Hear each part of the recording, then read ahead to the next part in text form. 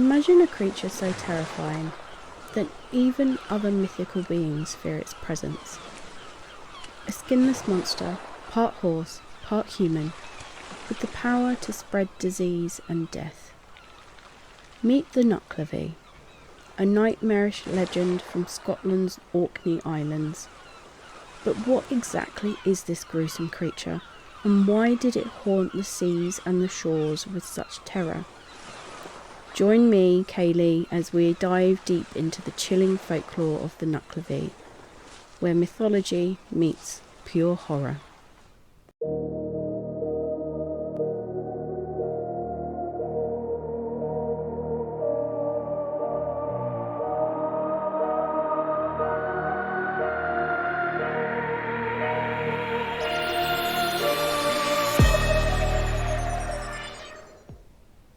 In the misty, windswept shores of Orkney, a shadow lurks, a nightmarish creature that has haunted shores for centuries. Known as the Nuckelavee, it is a demon of both land and sea. A being so vile and grotesque that its very presence turns the air toxic and sends crops withering in its fields. Born from an ancient blend of Norse and Celtic myth, the Nuckelavee stands as a terrifying testament to the power of the wild, untamed forces that shape life along these rugged shores. The origins of the Nuckelavee are shrouded in mystery, with roots considered to be entangled in a blend of Norse, Celtic and Orcadian folklore. While the exact origin of the story of the creature is not explicitly recorded in any historical text, the creature's characteristics and the region's rich culture of history offers clues to its beginnings. To truly understand its origins, we must explore the influences. The Orkney Islands were part of the Norse Kingdom of Norway from the 9th century to the late 15th century. And the local folklore is influenced by Norse mythology. The influence on the Nuckelavee can be seen in its association with the sea and its general malevolence, similar to the malevolent water spirits found in Scandinavian mythology. The most obvious connection between Norse myth and the Nuckelavee is the Nok, or Nokken, or Nix, water spirits that are found in Norse, Scandinavian and Germanic myths. Nokken were malevolent water spirits that would often appear as horses or humans, luring people into the water to drown them. These creatures were closely tied to lakes, rivers and the sea. The Nok would shapeshift, sometimes appearing as a beautiful horse, reminiscent of the Kelpie in Scottish folklore, to lure riders into the water. The name Nuckelavee itself may derive from Nok or Nug, Old Norse terms for water spirits and beings associated with the sea. This linguistic connection suggests a link between the Nuckelavee and ancient Scandinavian water demons, who were often regarded as sinister and deadly. In Norse mythology, horses had a sacred and mystical status, often associated with both gods and the underworld. The 8-legged horse, known as a Sleipnir, ridden by Odin, is an example of how the horse was a symbol of power and mystery. However, horses were also linked to death and the underworld in certain myths, which may have influenced the depiction of the Nuckelavee as part horse. The Sleipnir could travel between worlds, much like how the Nuckelavee roams between the land and the sea, symbolising the boundary between life and death. In Norse culture, horses were sometimes sacrificed during religious ceremonies to appease gods or ensure success in battle or the afterlife, underscoring their deep symbolic importance. The monstrous hybrid form of the Nuckelavee could be seen as a perversion of this sacred creature, transforming it from a noble animal into a source of terror. Before the Norse settlement, the Orkney Islands were inhabited by the Pictish and Celtic peoples, and many aspects of their culture and mythology survived through oral traditions, stories told time after time through generation after generation. The Celtic influence is seen in the border of Scottish and Irish myths about shape-shifting water spirits like the Kelpie. The idea of dangerous water horses is pervasive in Celtic folklore. The Kelpie is a prime example of how an animal would dwell in bodies of water and lure humans, often children, to their deaths by drowning. It could appear as a horse or a man, and like the Nuckelavee, it was a symbol of destruction. The idea of water horses represents a fear of the unpredictable and dangerous nature of the sea and inland waters, a theme that is universal in both Celtic and Norse traditions. The Nuckelavee's destructive nature can be seen as an extension of these older Celtic beliefs, blending with them Norse attributes to create a creature that embodies the untamable forces of nature. The Orkney Islands, where the Nuckelavee legend is most prominent, are surrounded by harsh seas, and the lives of the islanders were deeply entwined with the ocean. In Orcadian folklore, the sea was often personified as a dangerous, unpredictable force. Sailors were at its mercy, and sea creatures played a large role in their myths. These stories were passed down orally, with each generation adding to and shaping the legend based on their experiences with the sea. In the Orkney Islands, the sea was both a lifeline and a menace. It provided sustenance through fishing, but also could bring death through storms, shipwrecks, or drowning.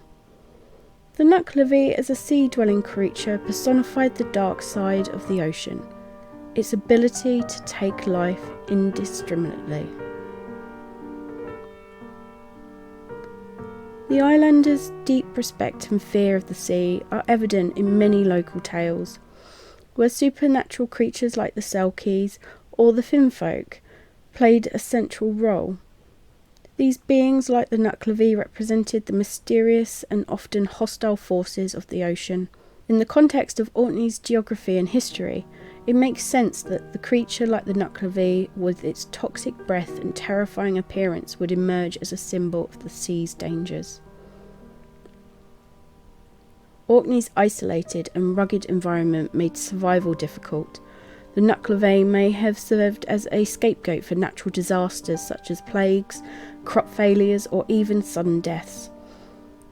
The creature's toxic breath, which is said to wilt crops and spread disease, echoes the real-life experiences of these islanders, who were at the mercy of the natural elements. Folklore like that of the Nuckelavee provided a supernatural explanation for suffering.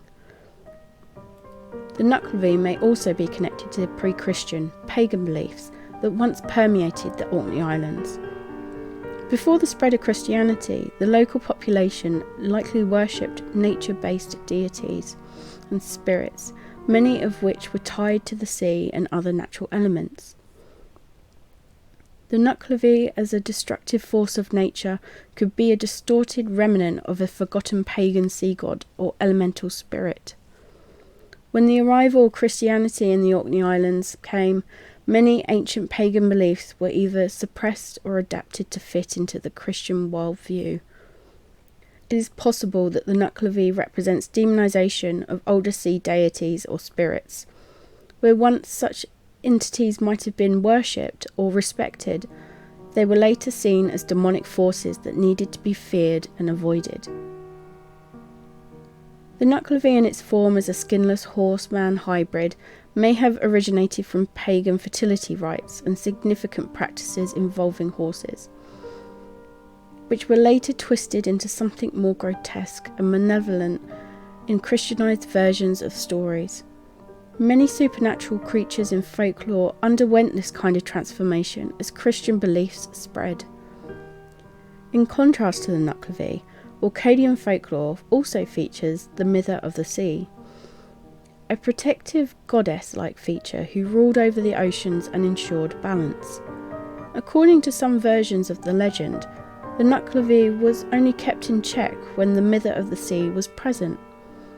She would reign over the southern months, keeping the Nuckelavee and the other dark sea spirits at bay. but during the harsh winter months when her power waned, the Nuckelavee would emerge and wreak havoc. This duality between the nurturing mither of the sea and the destructive Nuckelavee reflects a broader theme in folklore that we constantly see: the life balance between life-giving and life-taking forces of nature. It further underscores the idea that the Nuckelavee was more than just a simple monster. It represented the darker side of the natural world, untamed and uncontrollable.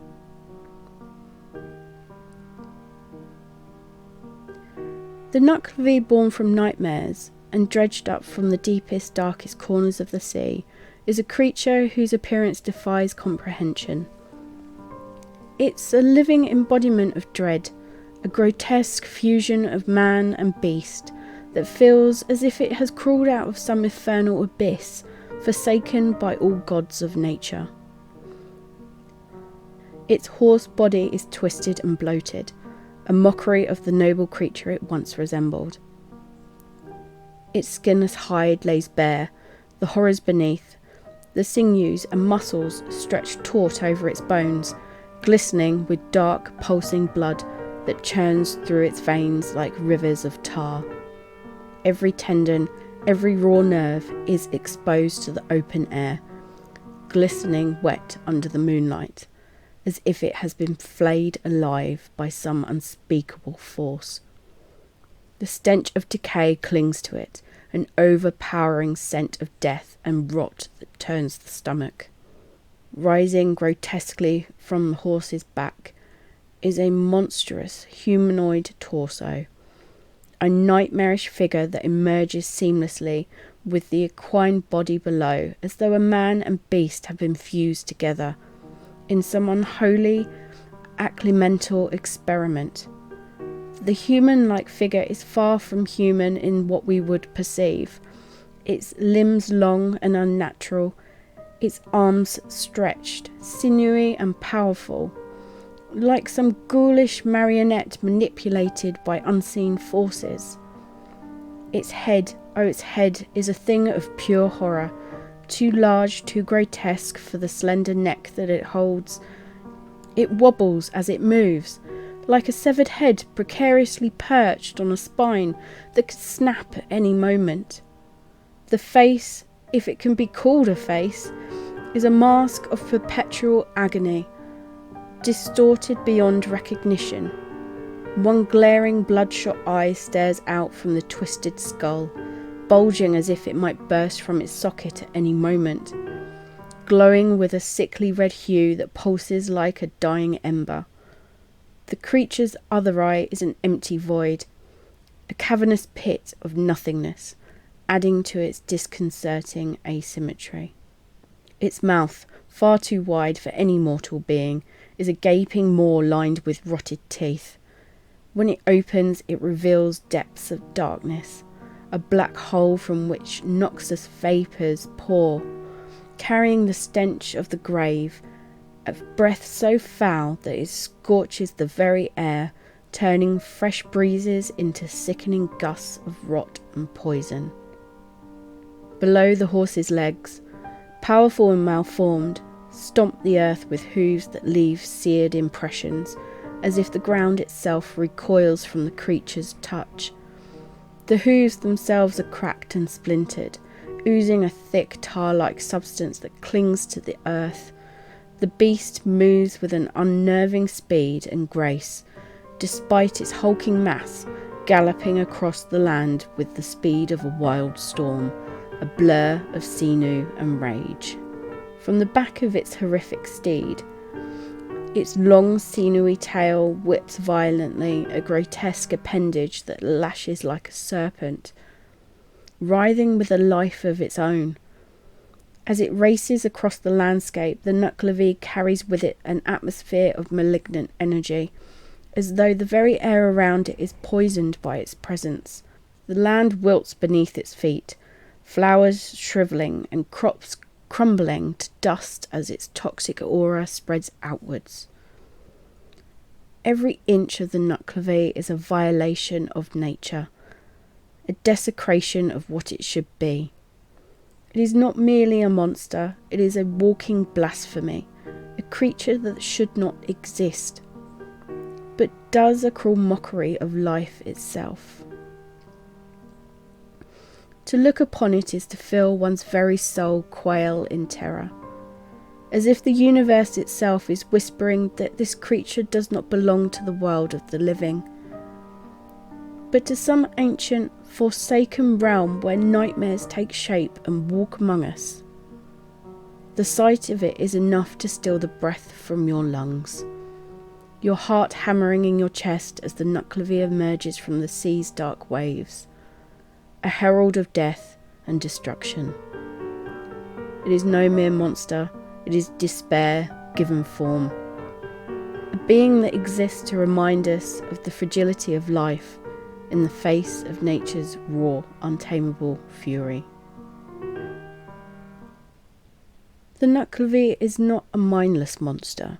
There is a deliberate cruelty in its actions, a sentiment that drives it to seek out and destroy. It takes pleasure in bringing suffering, as though its existence is not merely one of survival, but vengeance. Vengeance against the living, against the land, perhaps even against the world that rejected it. Its malevolent gaze seeks out the weak, the helpless, and the vulnerable. It does not strike quickly or mercifully. The Nuckelavee prolongs the torment, drawing out the agony of its victims, leaving them to choke on the fumes of its decayed breath, but watching as they wither before it. Unlike many creatures of myth, the Nuckelavee does not seek shelter in the shadows or hide from the light of day. It is a creature of desolation, driven by a single purpose: devastate, to undo, and to consume. In its presence there is no hope of redemption or escape. The beast is no pity, no mercy, only an all-encompassing destructive rage that festers deep within it. Some say it was born of a time when elements were less kind, when the sea and the sky raged unchecked and the earth was young and untamed. Others whisper it is a remnant of a forgotten sea god, cast down and deformed, cursed to roam the world as it once sought to protect. Now consumed by hatred for fear of everything once it held dear. The Nuckelavee is bound to the sea, its ancient and eternal home.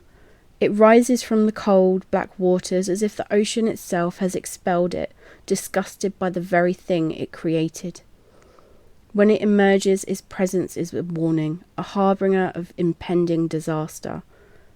The sea churns beneath its weight, waves clawing at the shore in fury, as if the waters themselves recoil from the horror that has crawled from its depths. It brings with it the chill of winter's deepest night, the time when the storms rage fiercest, and the thin line between life and death grows precariously close. This is known as Samhain.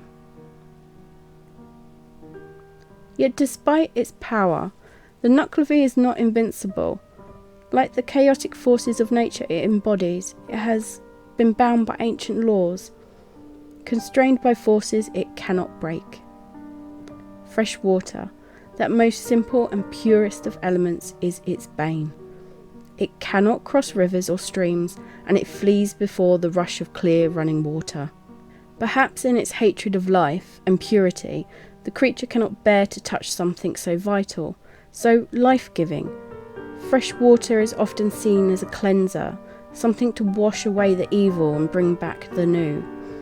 Fresh water is an antithesis of its poisonous existence, and in this weakness there is a hint of a lost world where balance once reigned. In the windswept nights of Orkney, when the waves crash relentlessly against jagged cliffs and the moon hides behind a shroud of clouds, there are whispers of the Nuckelavee which come to life. These are the moments when even the bravest fishermen hesitate to launch their boats, when families huddle closer around the hearth, as if the warmth of the fire may ward off the cold, unseen menace just lurking beyond their doors. For it is said that when the Nuckelavee stirs, the very fabric of reality bends under the weight of its malevolent presence. Its arrival always heralded by the subtle omens, a sudden unnatural stillness in the air, the distant cries of seabirds that cease all at once, and the unmistakable stench of rot carried in the wind. And in these quiet moments of dread, the islanders tell of those who have had the misfortune of crossing paths with this infernal sea demon. Of all the tales whispered in fear, none is more chilling than the story of Tamas, a humble farmer who encountered the Nuckelavee on one dark, cursed evening. The night was unusually still and the air heavy with the promise of an oncoming storm. Tamas had been walking the coastal road alone, making his way home after a long day of work in the fields. The land was barren, crops blighted with an unexplained sickness that was spread like wildfire through the soil. And as the wind began to stir, carrying with it the faintest scent of decay, Tamas felt a cold, creeping dread rise within him. Something was not right. The first sign of the Nuckelavee's presence was the stench, a sickly, rotting odour that clung to the air, growing thicker with every step. Tamas quickened his pace, but the smell only grew stronger, as though death itself was breathing down his neck. Then, in the distance, he saw it. Emerging from the sea's dark horizon, the Nuckelavee. It rose from the black waters, its grotesque form glittering under the pale light of the moon. The sea itself seemed to recoil as the creature crawled from its depths, water clinging to its skinless form in great viscous sheets. Tamas froze, his breath catching in his throat as the full horror of the beast came into view. The creature's bloodshot eye burned in the darkness, locking onto him with an intelligence that sent a bolt of terror straight through his chest. It was not the look of a mindless beast. It was something far worse, a hunger, a hatred that seemed as ancient as the sea itself. From its horse body, the human torso twisted unnaturally, its massive arms dangling with sinews exposed, its mouth yawning open in a grotesque, toothless grin. Without a second thought, Tamas turned and ran. His feet pounded against the earth, his heart thundering in its chest. But no matter how fast he ran, the sound of the Nuckelavee's hooves crashing behind him grew louder, closing the distance with terrifying speed. The ground seemed to quake beneath its weight, as though the very island was bending to the creature's will. But Tamas was clever. He remembered the old tales, the whispered secret of how the Nuckelavee, for all its might, had one fatal weakness: fresh water. His eyes scanned the darkened landscape, desperate for a glimmer of hope. There, just ahead, the faint glimmer of a stream cutting through the fields like a thin silver thread. It was his only chance. The Nuckelavee was nearly upon him now. He could feel its foul breath on the back of his neck, the toxic fumes burning his lungs, his vision swimming as he struggled to stay upright. But with one final burst of energy, Tamas leapt across the stream, the cold water splashing up around him as he landed on the other side, tumbling to the ground. For a brief, agonising moment, everything was silent. He turned his head, heart hammering, to see the Nuckelavee standing at the edge of the stream, its grotesque form halted, unable to cross the clear running water. The beast reared its back, its fury palpable, the veins of its exposed flesh pulsing as it let out a scream of pure primal rage. A sound that echoed through the night like a death knell, causing Tamas's very soul to shudder. But it did not follow, defeated by the simple purity of the stream. The Nuckelavee slunk back into the darkness, retreating to the sea from whence it came, leaving the land scarred in its wake. Tamas survived that night, but he was never the same again. His eyes, once bright with full of life, were haunted by the memory of the burning red eye, the face of horror that chased him to the brink of death.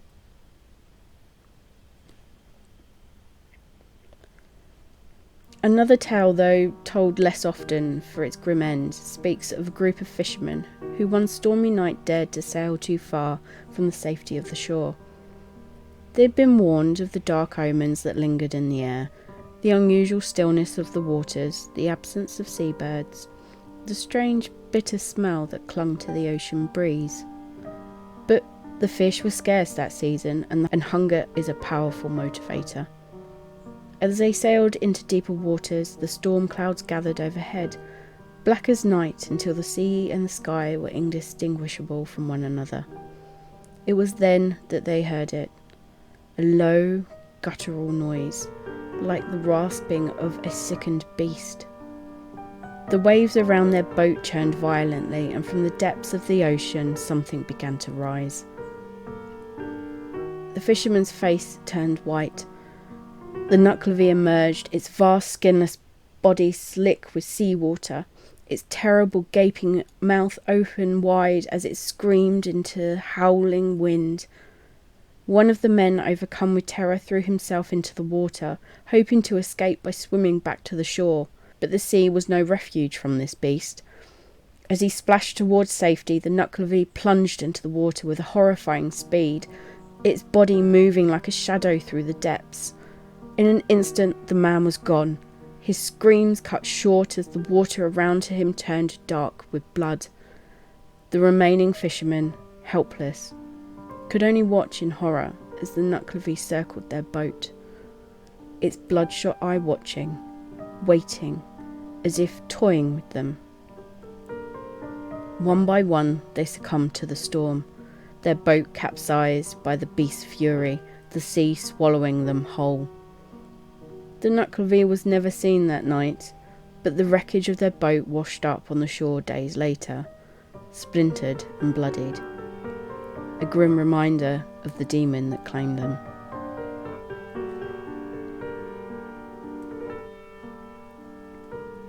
In another tale, one village on Orkney long ago found itself under the Nuckelavee's curse. It began with a strange suffocating heat that descended on the land, thick and unnatural. The once cool winds of the island had stilled, and the air tasted something foul, something wrong.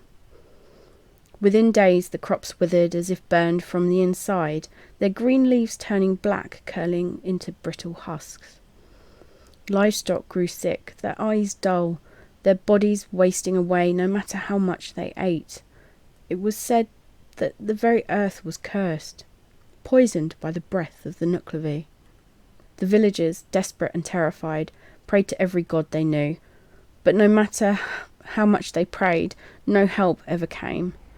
As the blight spread, some began to speak of sightings of a flayed figure stalking the shores at night, its bloodshot eye glinting in the darkness, its form outlined in the mist rising from the sea.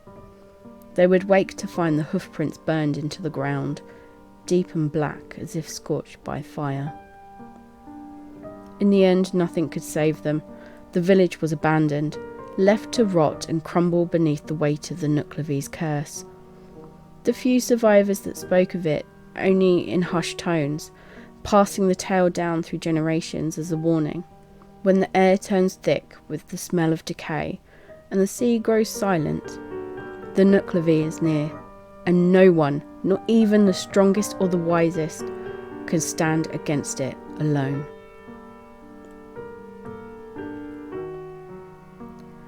The tales of terror shared through generations are more than just stories.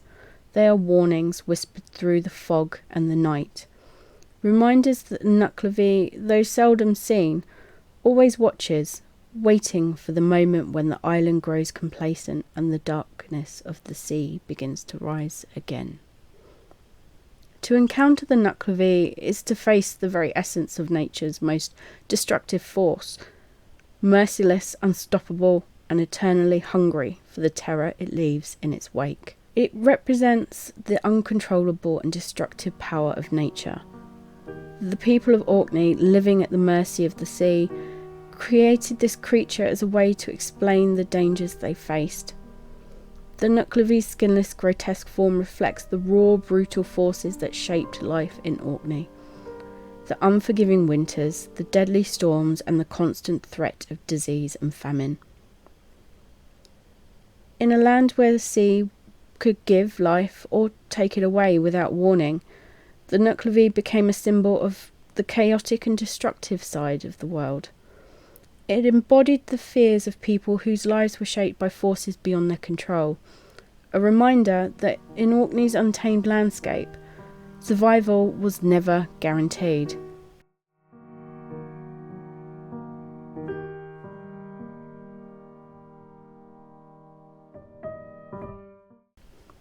Around the world, ancient folklore is filled with nightmarish creatures that mirror the Nuckelavee's terrifying blend of nature's fury and supernatural horror. These beings, like the Nuckelavee, emerge from the dark places of earth, the sea and the imagination, where human fears about the natural world take shape in monstrous forms. We usually see that this is because we don't understand the sea. We haven't explored it enough. And when the times of these folklores were formed, science could not explain anything. From the rugged shores of Scandinavia to the misty forests of Japan, these creatures are bound to the elements, hairbringers of death, disease and destruction. In the murky depths of Scotland's lochs and rivers, another fearsome water spirit lurks, the Kelpie. Like the Nuckelavee, the Kelpie is tied to the waters, a creature of transformation and deception, taking the shape of a majestic horse, its coat slick with a shimmer of dark waters. At first glance, the Kelpie is a creature of allure, beckoning the unwary to come closer, its beauty masking the peril that lies beneath. The Kelpie, however, is no mere horse. Its eyes, deep and hollow, gleam with a cruel intelligence, a hunger for human flesh that it conceals behind its enchanting facade. It lures unsuspecting travellers to mount its back, and once astride, the victim finds themselves bound by the beast to an unnatural force. The Kelpie then plunges into the water, dragging its rider beneath the surface into the black depths, where they'll be drowned and devoured. Their bodies are never seen again. When it re-emerges, the Kelpie wears the face of its latest victims, a grotesque mimicry of humanity, a macabre mockery of life, death clinging to its every step. In some tales, the Kelpie sheds its equine form to become a beautiful woman, waiting by the river's edge to entice those who wanders too close. Yet the moment her prey draws near, her true nature reveals itself in a chilling touch of her skin. It's cold as the depths of the water in the loch. There is no escape from her icy embrace, from the waters are her domain, and once the Kelpie sets its sights on a soul, it drags them into its watery abyss, feeding on their terror until the last bubble of breath escapes. The Kelpie, like the Nuckelavee, is a reminder of the perils of water, the uncontrollable forces beneath the surface that can turn life to death in an instant. Both creatures thrive on the vulnerabilities of those who underestimate nature's darker side.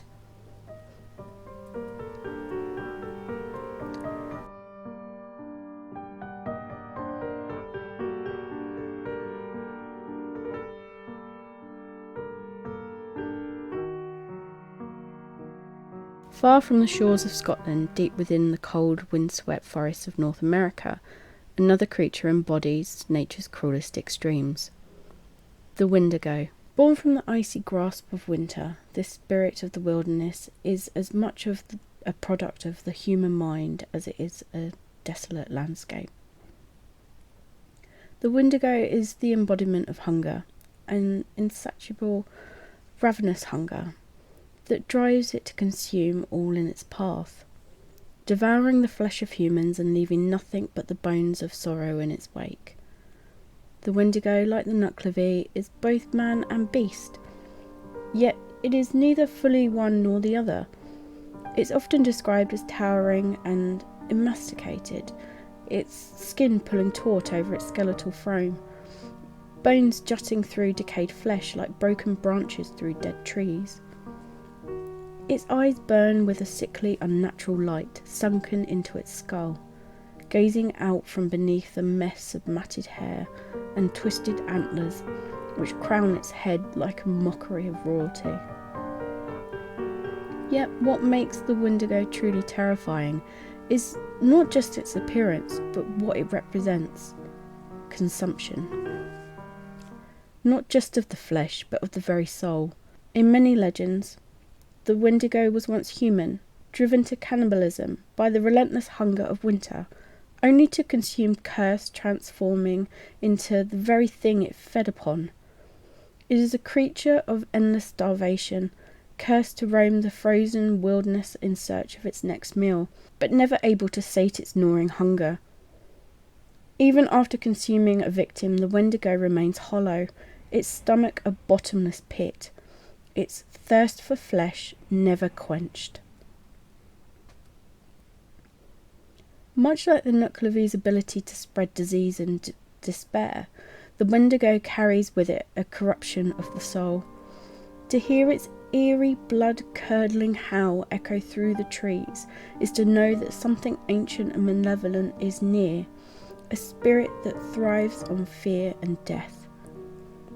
Those who encounter the Wendigo are driven mad by the creature's presence, their minds shattered by its terrible hunger, until they themselves succumb to the darkness within. The Wendigo and the Nuckelavee share this fundamental nature, creatures born from the darkest parts of the natural world, twisted by the forces that govern life and death. They are not just killers, they are forces of nature, made flesh, reminding us that survival in the wilderness or at sea is always a tenuous thing, easily stolen by the monsters that lurk just beyond our sight. In the vast forests and rivers of Eastern Europe, another creature haunts the waterways: the rusalka. Like the Nuckelavee, the rusalka is a spirit tied to the water. But where the Nuckelavee embodies pure malevolence and decay, the rusalka is a creature of vengeance. The spirit of a woman who has died before her time, often drowning, betrayal or murder. By the day, the rusalka appears as a beautiful pale woman with long flowing hair, her eyes holding a sorrowful glint. But as night falls, her appearance shifts. The once serene face becomes twisted with bitterness, and her hair, wet and tangled with riverweed, clings to her body like the remnants of a watery grave. Her eyes, glowing in the moonlight, are filled with a terrible fury, a thirst for revenge against the living. The rusalka, like the kelpie, uses her beauty to lure men to their depths. She sings from the river's edge, her voice haunting and sweet, drawing them closer until they step into the water. But once they are within reach, she reveals her true monstrous form.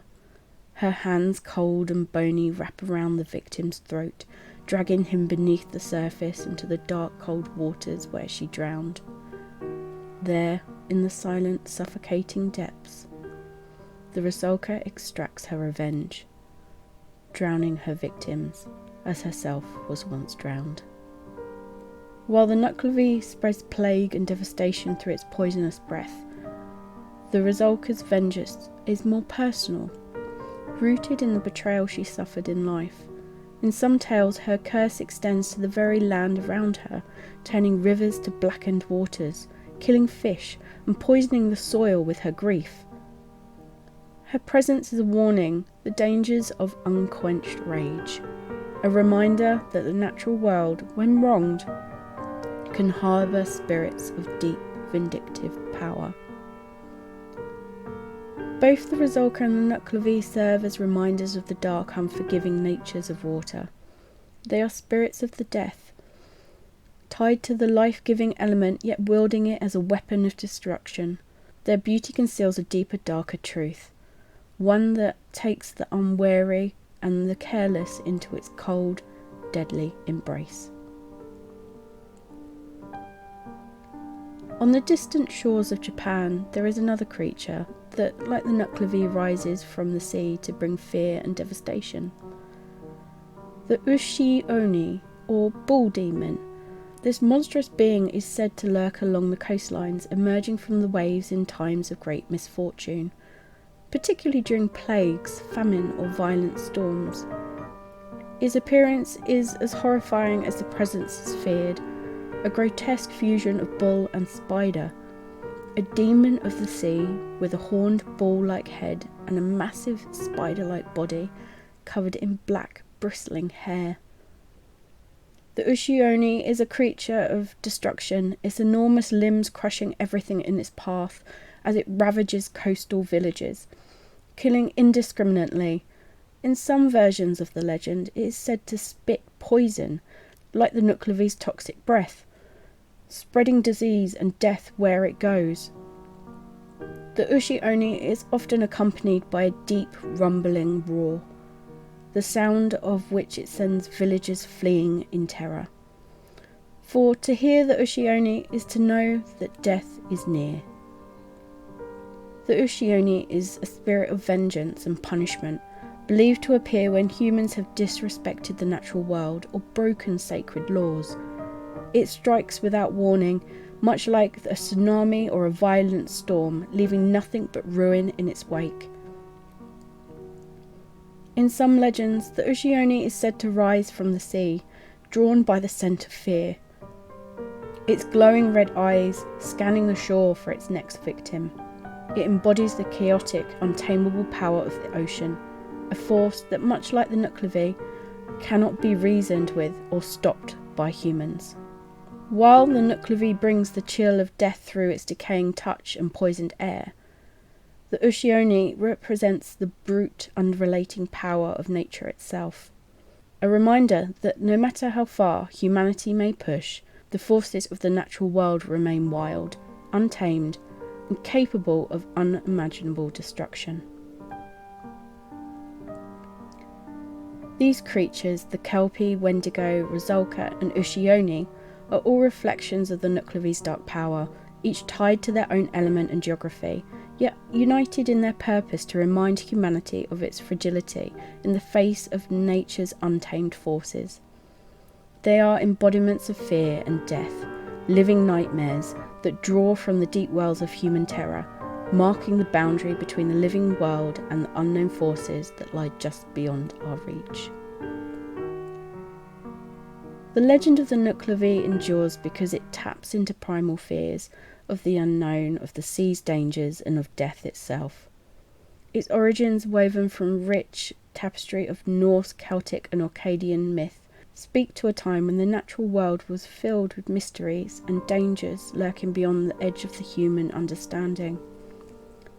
To this day, the Nuckelavee remains one of the most terrifying creatures in Scottish folklore, a relentless reminder of nature's capacity for both creation and destruction. Whether as a sea demon, a cursed horse, or a remnant of a pagan belief, the Nuckelavee is the creature that continues to haunt the imaginations for all who hears its story. Thank you for joining me this evening on our dive into the Nuckelavee and its friends across the globe. If you like our content, please be sure to like and subscribe. Hit the notification bell to be notified of any new folklore tales as they're uploaded. So until next time, dear listeners, you've been listening to Podcast Folklore, and continue to explore the world with wonder.